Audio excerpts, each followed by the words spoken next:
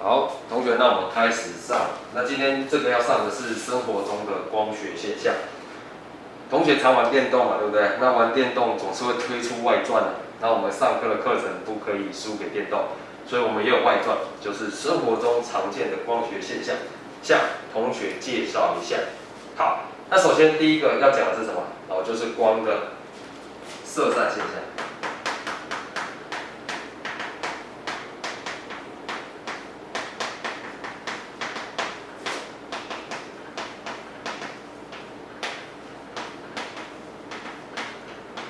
好，那在讲光的色散之前，相信同学对这个发现光的色散的人不陌生，那就是牛顿，对不对？牛顿是用什么三棱镜去分光嘛，对不对？所以我们来看一下。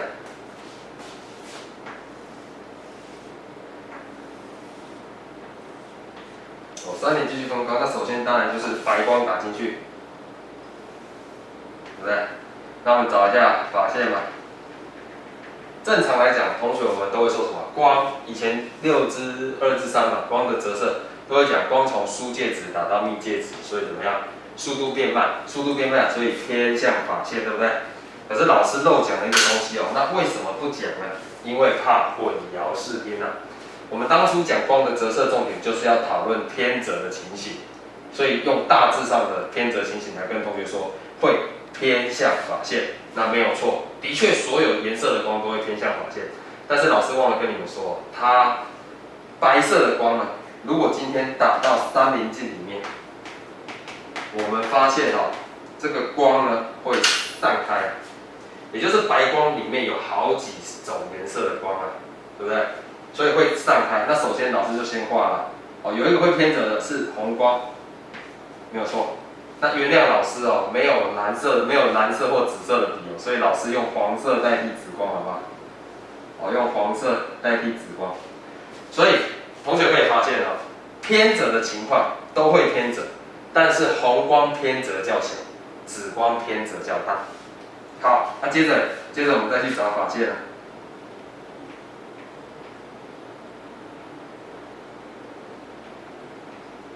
好，发现。那找发现之后呢，怎么样？你今天是从密介质到疏介质，光速变快。那光速变快应该偏离发现，对不对？可是同样的怎么样？红光的偏离角度跟紫光的偏离角度，还是谁偏折比较大？还是什么？还是紫光偏折比较大。所以在这边要跟同学介绍一下红光，然后紫光。不好意思拿黄色的笔写紫所以同学要忍耐一下。我们发现一件事情谁偏折较大，谁偏折较小？是红光偏折的程度比较小，紫光偏折的程度比较大。所以我们写下偏折，谁大谁小？我们把它写一下。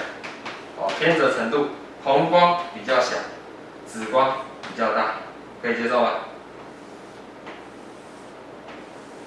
好，那这是我们看到的现象，所以跟同学报告，不同颜色的光打到不同介质的时候，偏折程度不一样，这个同学要知道，可以吗？好，再来，同学可能会在想那这样子我们看到的光是这2条而已吗？没有中间还有很多条，对不对？所以红、橙、黄、绿、蓝、紫，对不对？这些光是同学可以常常见到的，可以吗？红、橙、黄、绿、蓝、紫。所以我们在看这些光的时候呢，是为什么？为什么可以看到这么多颜色的光？原因就是什么？原因就是当光打到不同介质，比如说光从空气打到玻璃，因为什么？光在不同介质的偏折程度不一样，造成色散。色散的意思就是颜色散开。所以同学从白光经过三棱镜之后，你可以看到什么？你可以看到不同颜色的光，原因是这个地方。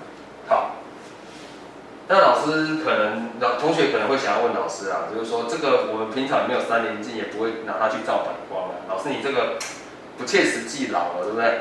好，同学，你只要去一间透光良好的便利商店，而且早上或下午它会有阳光照射进来，的便利商店，同学进去，然后特别找那个玻璃棱角地方有被阳光照射到的哦，那你就可以去搜寻一下哦，它的餐桌上还是地上会有什么？会有色散的情形。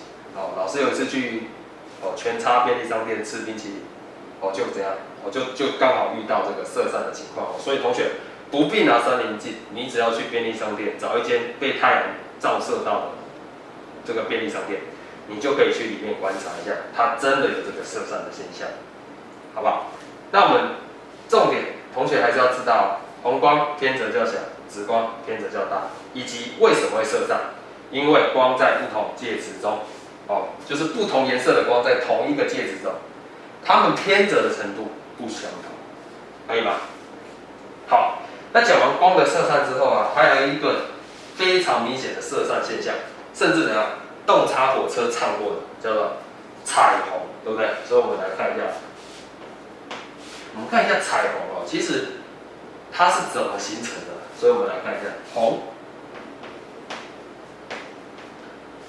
这个是怎么形成的？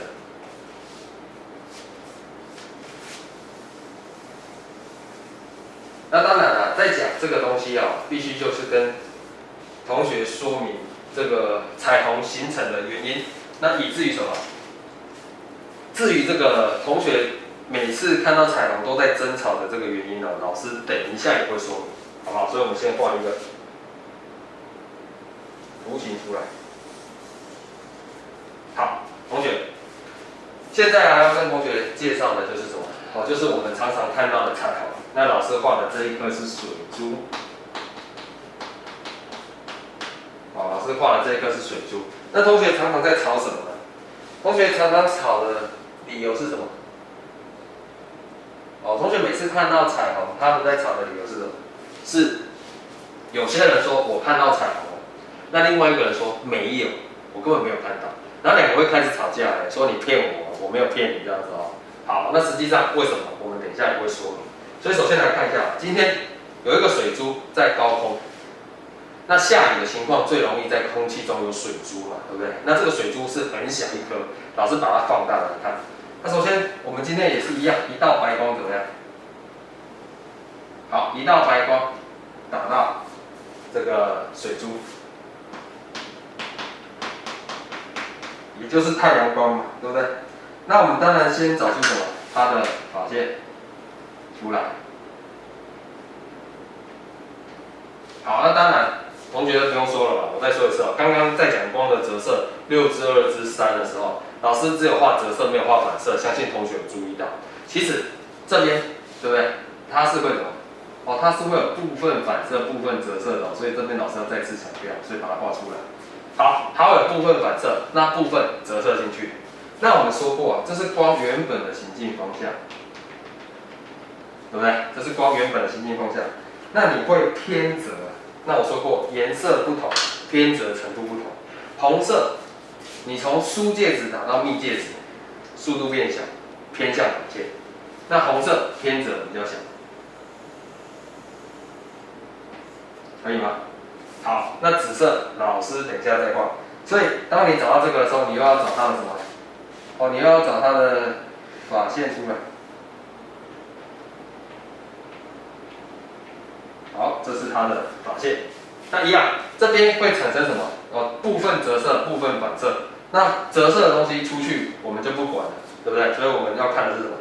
我们要看的是这个反射的这个部分。所以我们讨论的主要是反射。好，所以我们把它画出来。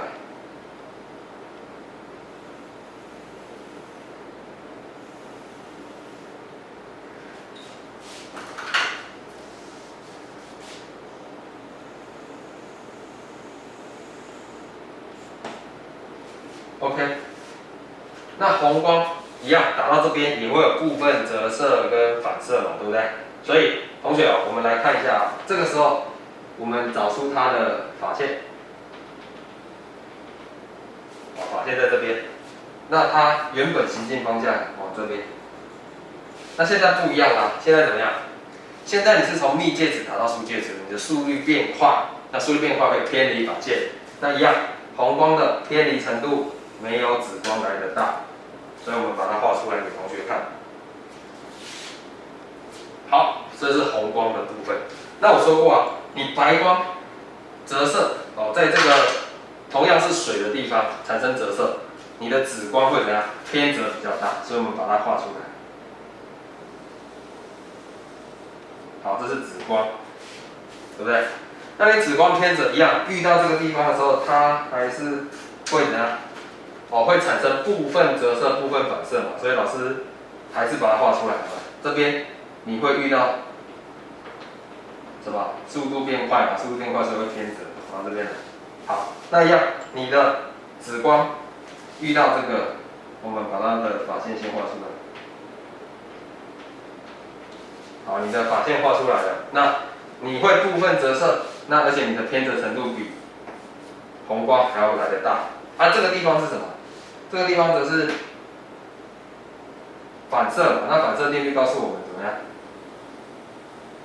哦，入射角等于反射角，所以这边经过一次反射之后，打到这个地方来，那要我们找出它的什么？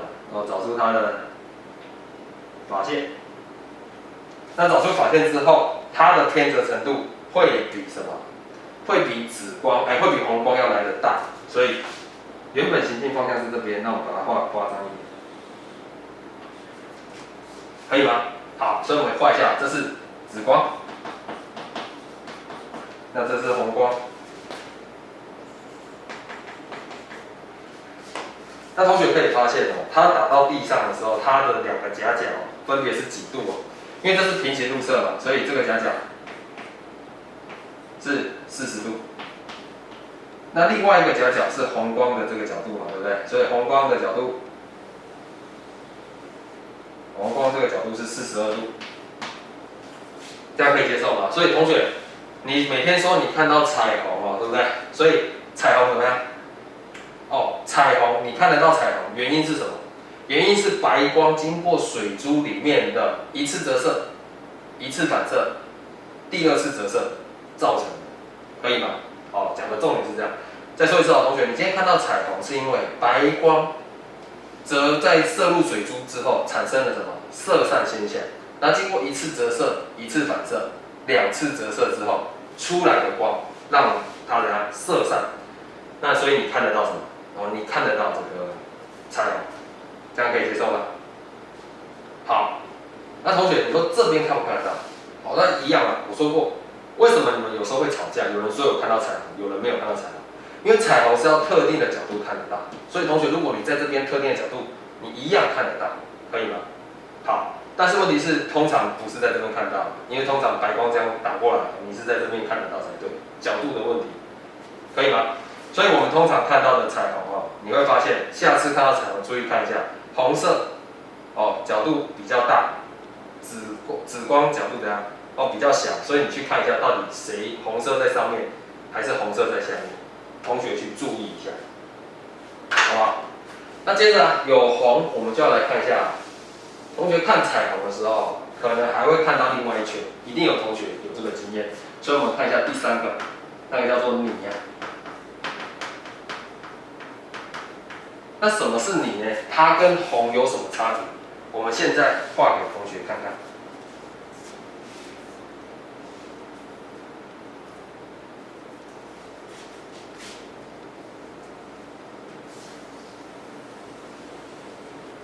好，我们画好了。那同学看看，今天如果白光啊，它是从底部平行入射，对不对？今天这是白光，从底部平行入射嘛。那先找出什么？它的法线。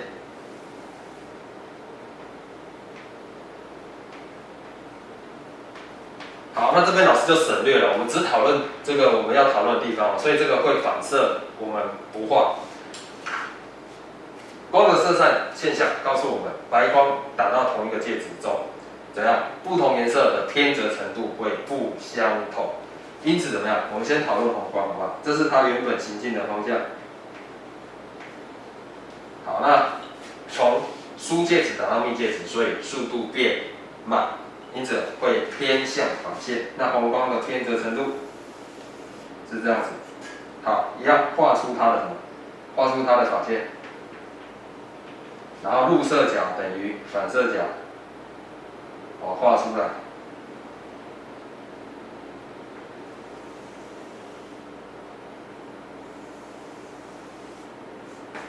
好，那一样怎么样？这个时候怎样？它会再一次，会再一次反射嘛，所以一样把它的法线画出来。好，那再一次的话，再一次它的反射。那同学，你打到这个时候怎么样？它就会折射出来了嘛。所以我们先找出法线。那红光它从密介质跑到疏介质，速度变快，这是它原本的行进方向。那它会偏离法线，所以它会走这个方向射出来，对吧？好，它会偏离法线，走这个方向射出来。那同学，接着我们来看紫光紫光一样，偏折程度比较大，对不对？好，偏折程度比较大。那再来法线，在这个地方。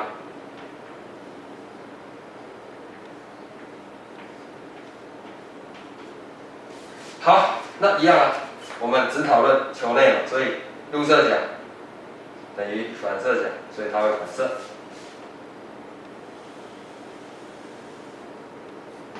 对不对？然后再经过一次反射，找出它的法线。再入射角等于反射角，怎么样？打过来。由此经过这样一连串的折射反射，怎么样？紫光要被打出来了。那这是紫光原本的行进方向。我说过，速度变快，它会偏离法线，所以而且它偏折的程度怎么样？还更大。这就是什么？这个就是你同学看到你的原因就是为什么？就是他们两个怎么样？他们两个经过怎样一次折射、一次反射、两次反射、两次折射所造成的现象。那这个角度是多少呢？我们把它画出来一下，所以老师把它画在跟白光的角度，把它画出来。那一个分别是几度呢？一个是红光是51度，好，那这个紫光是54度，有差别。所以一样，同学下次去看的时候，看一下你是红在上方还是红在下方，你去观测一下。由这个角度其实可以知道，但是老师就是想让你们去猜一下，好不好？不是猜一下，去分析一下，好不好？可以吗？好，那还没结束我们来看一下泥跟红差别在哪里啊？首先红，它的成像跟泥的成像两者相同在哪个地方？一定有相同之处那相同在哪里？它们都是怎样？光的射散现象，这是相同之处。再来，它们都是经由折射、反射造成的，对吧？所以光的射散、折射、反射造成，这是它们相同之处。那不同之处是什么？红只经过几次折射、几次反射，一次折射、一次反射、两次折射，所以它是两次折射、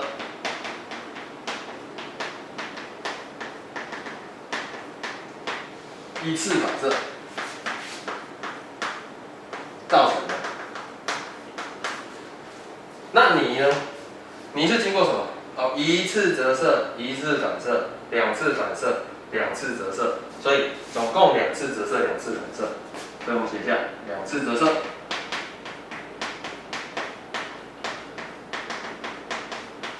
然后两次反射造成，对吧？好，那这位同学如果光经过怎样？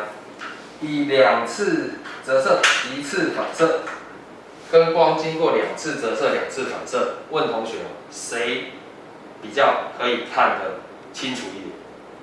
那同学一定会说是红嘛？为什么？因为你再多一次反射怎么样？你还会有部分怎样？你经过这次折射，你多了一次嘛，对不对？我们看一下它多了几次2次折射1次反射，它多了1次反射，所以当你多了1次反射之后，你会有部分的光折射掉，对不对？所以你的光会变比较弱，所以我们会说红比较明显。我们平常最常看到的彩虹，为什么不说彩泥，对不对？都会说彩虹，因为彩虹比较明显。那泥呢，不明显，因为它的光线变弱，多了1次反射，差很多，可以接受吗？好，这是我们看到的这个现象，是光的色散现象，最常见到的就是三棱镜的色散，以及什么泥与红啊，好不好？泥与红，所以跟同学介绍一下这个色散现象。那介绍完色散现象之后，就要跟同学介绍光的3原色有哪一些。好，光的3原色有哪些？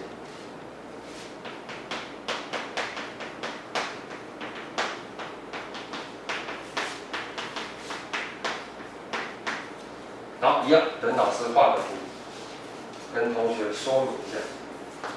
那光的3原色，其实同学国中就学过了，对不对？可是到了基础物理，我们还是要再学一次。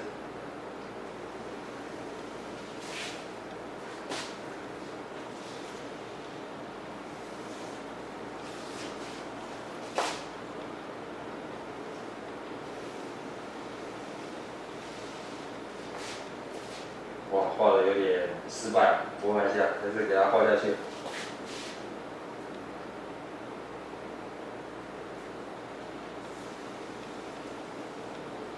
哦，好，不好意思，老师画的太偏了，所以再画一次。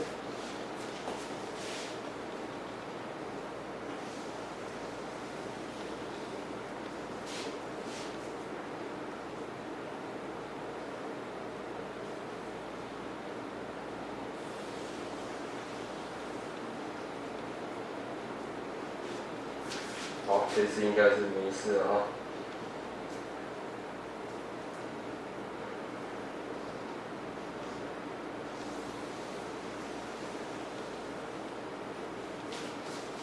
好了，还是有点失败，不过跟同学介绍一下吧。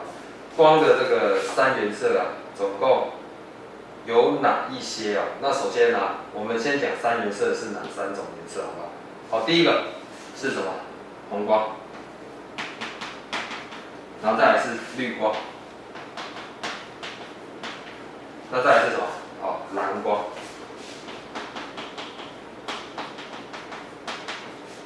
可以吗？好啊，特别要讲的东西哦，在它们之间的颜色有哪一些啊？好不好？所以同学啊，常听到一个红光加绿光嘛，对不对？红配绿啊，什么屁，对不对？哦，那同学那是乱讲的，为什么？因为红配绿哦，它产生的颜色是什么？哦，是黄色。那红色跟蓝色的光的颜色配在一起会产生什么？会产生洋红色。啊，洋红色就有点像粉红的感觉啊。好，那最后这个颜色呢，老师把它写下吧，是白光。哦，这一块是白光，而这个颜色是什么？哦，是我们中国最怎样？最难辨别的颜色叫做青色。哦，有的时候很像绿色，有的时候很像蓝色哦，所以这个叫青色，就看你的比例是怎么比例啊，好不好？这是光的3原色，跟同学介绍一下。那3原色，红、绿、蓝，这个同学应该是怎么样？哦，是不陌生的。那为什么要介绍3原色呢？因为必须跟同学说哦，你要懂液晶电视怎么产生彩色的影像，或者是那个液晶萤幕怎么产生彩色影像，甚至电浆也好，其实怎么样？哦，其实它们都有最基本的组成元件。哦，组成的这个元素就是光的3原色。我们看到形形色色的这个电视上形形色色的影像，其实都是由3原色去调配出来的。哦，所以必须跟同学说明一下，3原色就是造成我们彩色电视啊的这个原理。哦，甚至有画家怎么样？哦，用点状的颜色画法，对不对？画出不同颜色。哦，所以远看的时候，它配出来的这个光的颜色不太相同。所以这个跟同学说明一下。好，那以上是光的3原色。那再来要跟同学介绍的是物体颜色是怎么决定的。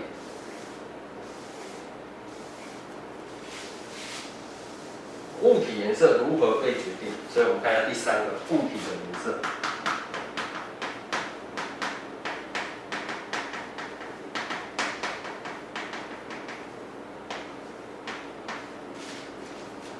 物体颜色。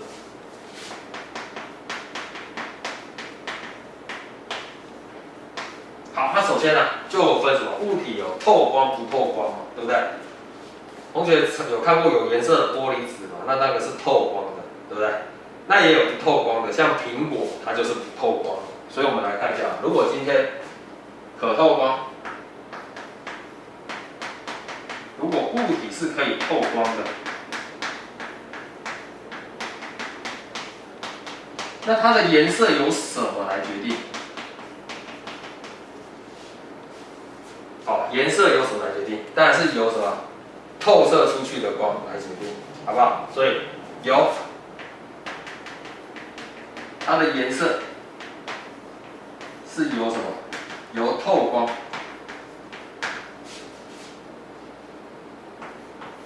哦，可以透射出去的光来决定。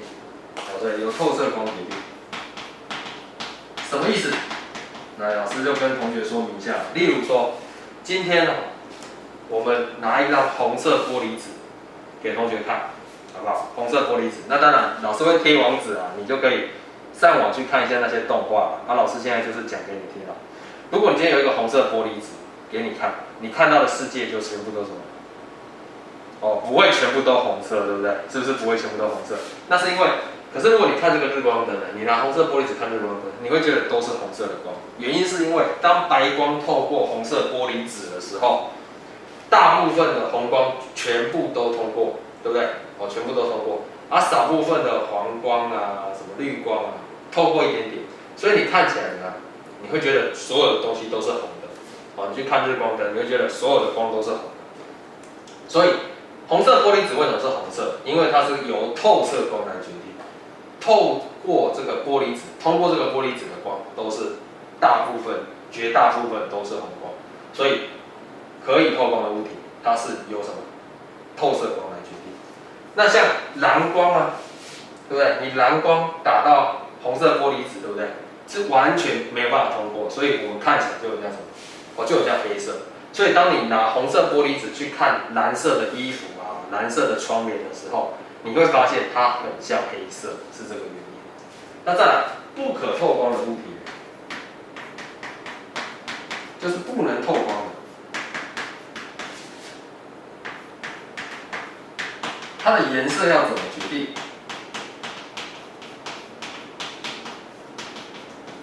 好，它的颜色怎么决定呢？那就跟同学说明一下，不能透光的物品，它的颜色由反射光决定。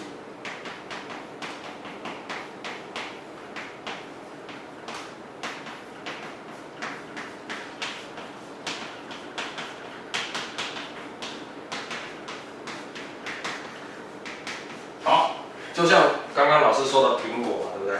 为什么苹果是红色的？因为当我们白光打进去，打在苹果上面，那反射光只有红光，其余的光会被吸收掉，所以我们看到的物体，苹果是红色的，对吧？好，那至于为什么会吸收呢？对不对？这个当然是我们的解释嘛，它实际上也是真的会吸收了，好不好？所以举这个例子可以让同学知道，可透光的物体跟不透光的物体，它们的颜色是怎样被决定的。好，那以上是我们的光学外传，生活中的光学现象。